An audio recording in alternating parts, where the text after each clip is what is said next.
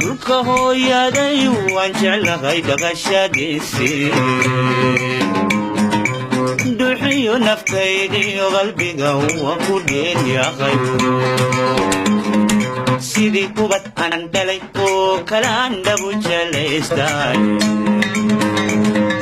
barwaqada dextaal iyo nimcada waan ku dhuulay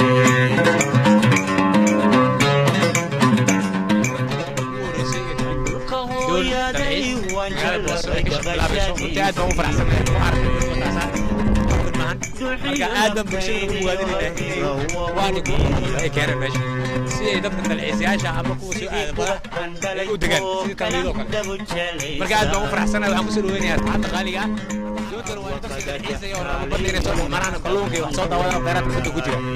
إني يمالان الصوت وغلان وحبر وأركن وركير دوران سيد حتى أبدا حيالا بدن وكسر إيه جرب قال سيد الكادو أرتن جبنا وقال مش كبر بس كسر دماشة يعني ملان سليماني هيك في مباشرة لكن وعلى وسط طريق وكله جاي يصير كلها أيوة الحين سعيد هو اللي هاي حتى كافيتيريا وحياة فنان وحي عباد ولا كريني يا باشا ربان كلها راسي بس كسب باشا ولا كون البرشة شمالي عبد علي أبان سدوينيا بوساسو بيتش كافيه أقدر مثلا وحنوي سقاني جارات كالكن شوكا أنا كفنون بالي وكان لكن إذا لو أنا هاي سبتان كمان كده مالتا جماعة فرحات ولا كتيرة إن يكون دباسان فرحات يرين روح شوكا روح نوبل فرتاين ما أصلاً بقلبا أتبانو مهدينا بوساسو بيتش كافيه وين بيسوق بيسي أنت كلا دليرة دل كود السنة وعن شيلنا أنت لو كلا يجون السمايان هذي الله ويسوق البيان دل كود أتبانو ما ستاي أنت كلا هاد ديريو فرحة كنت أسوق هذا هاد سلالة يعني سوق كرديو وأيوة كلا هي مدام يا فريدة qof kastoo dhalinyaro ah oo halkan ku dabaalanaya waxaan oran lahaa la soo kordhiyo marka hore qofku intuusan waxba cunin ama waxba cabin ama dabaalan waxaa ka horeysa inuu indhaha ka dogsado wadartan caalamka markaad tiifiyada ka daawataan dhir iyo geedo iyo wax walba way ka baxaan dadkeena waxaa ka dhaadhacsan xeebta ama ka baxaan wadartan xagga koonaha dhir baa ku taalla ilaahay hadda iyo ciidamada beeraan waxaa loo baahan yahay qof kastoo dhalinyaro ah in kastoo itaalkiisu yahay inuu ku beero geedo iyo waxa magaranaysaa isku ku doogsan karto kale aan saasaan aaminsana okay hadda sida noo qabo dhalinyaro wadda kooda mara waa ka taariibay oo soo waas ayaa rabaa inuu xaqiiqo wadda kooda lagu guulaysto muslimka waa sidaa weeye ma aha inaan ku fakero nin 9 bilood ku dhashay sida aniga guriga ku shaqaystay inaan ku fakero marka waa taariyad ma noqon karo ana muwaadina oo ciidanka Soomaaliyeed haysta tayda ayaan ku taxadarayaa garanaysaa tabcaya marka kadib aniga la soo dalxiisto laakiin ma tagayo guriga kullu insan aamsanahay qof dhalinyaro kalena kulma talinayo magacaygu saxan ku laba magacaygu waxa weeye Cabdilaas Cabdi waxaan leenahay magaalada Boosaaso joognaa waxaan leenahay waa ku wanaagsan dadka Kenya magaalada Boosaaso soo daray waxyaabahan dadka dhalinyartu u baahan yihiin inay ku dalxiistagaan badda gudaheeda oo soo daawadaan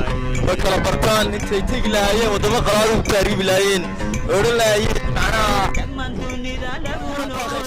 waxa weeyaan waxa magacaabi dalaqa إلا أرجعان سوس أنا مسكين ويني صاحب أنا بوساسو مرجع ولا مهد ما تسدين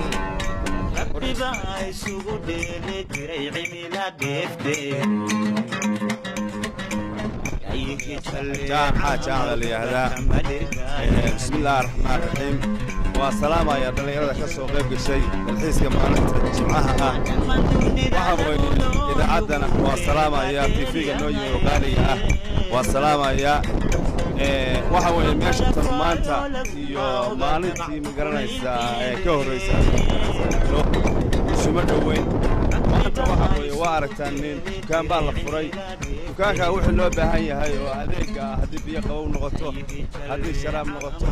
haddii magaranaysaa yacni jaakada magaranaysa lagu dabaasha ay noqoto intaba waa laga helaa haddar dabaqiyadii baa laga wadaa oo waxa weeye waa aragtaan dad badan oo gurbaha jiray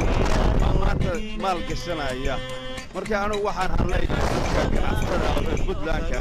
sida saaxiibadii ay u ganacsanayaan nin oo maanta ma garanaysaa uga ganacsanayaan xeebta boosaaska biishka idinkuna ku dayda dhul badan baa bannaan waxa weeye meherado ways camiraanin haddii maanta meherad timaado meherad labaad timaado meherad saddexaad timaado waa khayr soo kordhay weeye marka waxa weeye dhallinyarada haddaa magaranaysa u horseedaan oo ganacsada u horseedaan waxa weeye waa inagu dayanaya iyaga laftigooda dhiirigelin baa gelaysa oo dabadaha kaliya waxa kaliya aadayaanin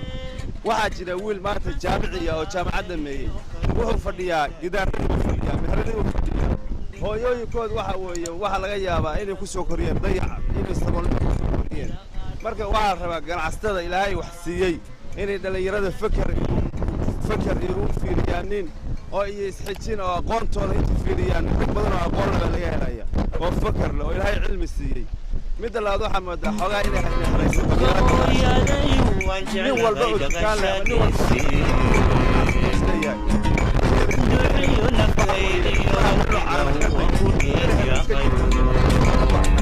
waxa weeye mar labaad iyo mar saddexaad waxaan u sheegay sharafta leh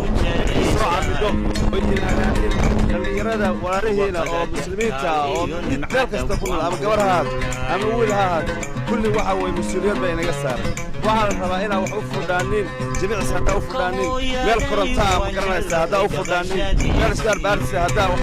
jimicsiga kubadda kolaya kubadda cagta waxaa la rabaa dhallinyaradii waa soo dhiiranaysaa kii dheef rabay inuu aado yurub meelahaas oo kale ma aadayo wuxuu leeyahay dalkaagii war khayrkii dalkaaguu yaallaa oo ma garanaysaa maxaa dal shisheeye ku geynaya ma garatay idaacadda waa salaamayaa mar labaad iyo mar saddexaad